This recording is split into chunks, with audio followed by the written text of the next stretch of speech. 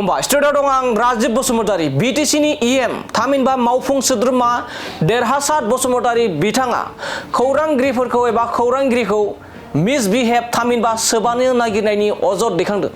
बे समाव फिन फोरमायबावोदि निउज लाइभनि सासे गागि खौरांगिरि जायख्लं ब्रह्म बिथांखौ आथिखालनि बिटिसिनि मावफुं सोद्रोमा देरहासार बसुमतारी बिथाङा गाज्रि बिहेवियार खालामनायजों लोगोसे सोबानो नागिरनाय अजद दैखांदों।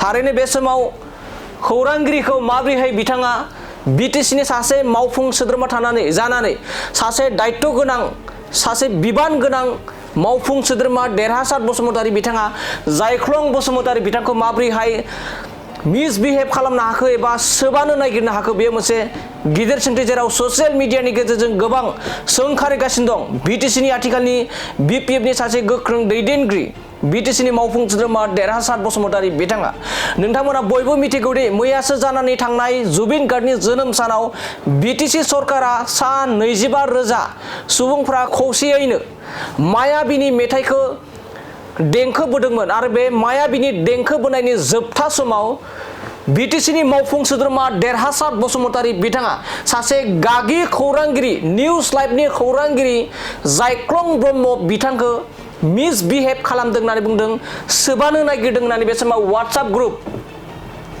अल बड'लेण्ड जार्नालिस्ट एस'सिएशननि जा वाट्सएप ग्रुप बे वाट्सएप ग्रुपआव शेयार खालामदों। बेबायदि मोनसे देरहासार बसुमतारी इएम देरहासार बसुमतारी बिथांनि सायाव अजद दैखांनानै थारैनो जुदि बेबायदि जादोंब्ला थारैनो खौरांगिरिनि जा मान सन्मान बियो बहा थाखो।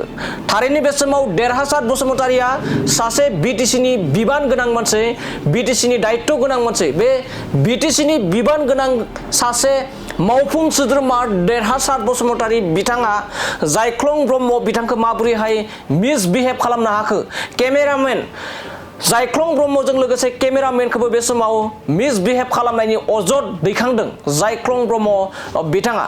जायख्लं ब्रह्म बिथाङा मोनसे समाव जेराव बर' हारिनि सोमावसारनायाव एनडिपिनि सोमावसारनायाव बिग्रायनाय समाव बिथाङा केसबो जानो गोनां जादोंमोन।